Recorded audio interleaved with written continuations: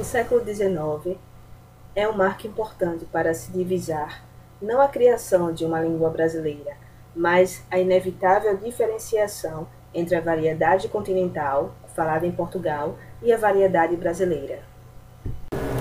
Essas mudanças ocorridas na língua no final do século XIX e início do século XX têm de ser vistas, segundo o professor Silvio Elias, sob 3 aspectos. O primeiro deles é o aspecto histórico. O país estava transformando a monarquia em república.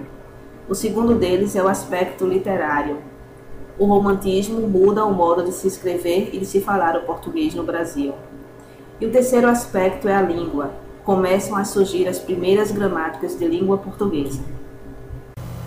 No final do século XIX e início do século XX, a estrutura sintática do português do Brasil apresentava, entre outras, as seguintes mudanças estruturais em relação ao português europeu. A primeira diferença que podemos observar é em relação ao uso do pronome reto ele, utilizado como objeto direto.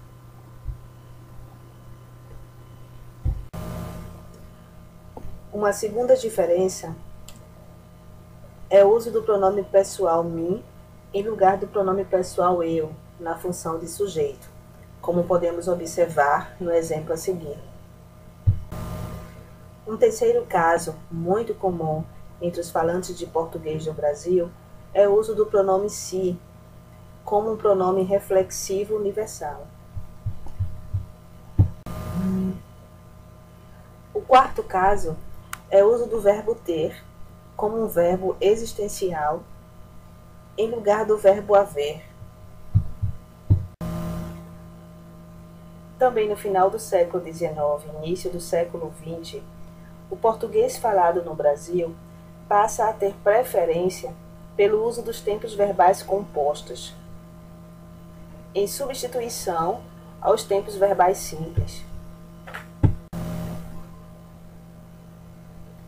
Uma outra característica da nossa língua, que teve início nessa mesma época e que perdura até os dias atuais, é a falta de concordância de número entre constituintes do sintagma nominal, ou seja, entre os artigos e os substantivos das orações.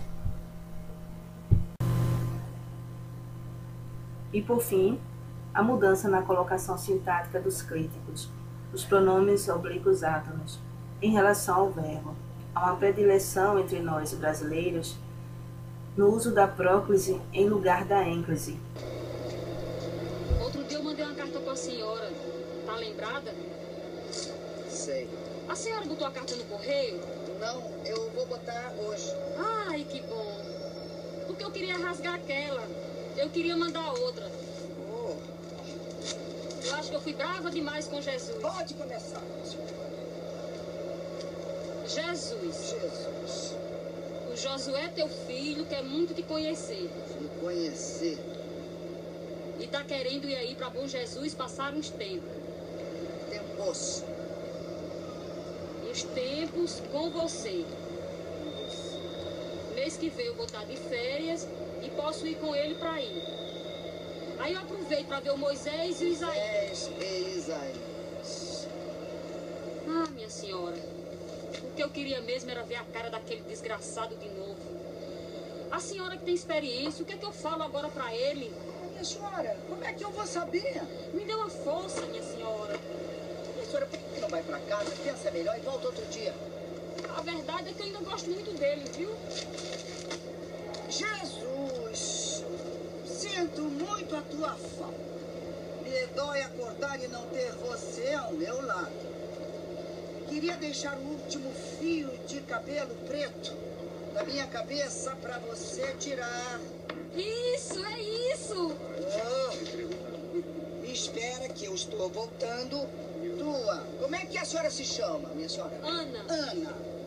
Pronto, tá aqui.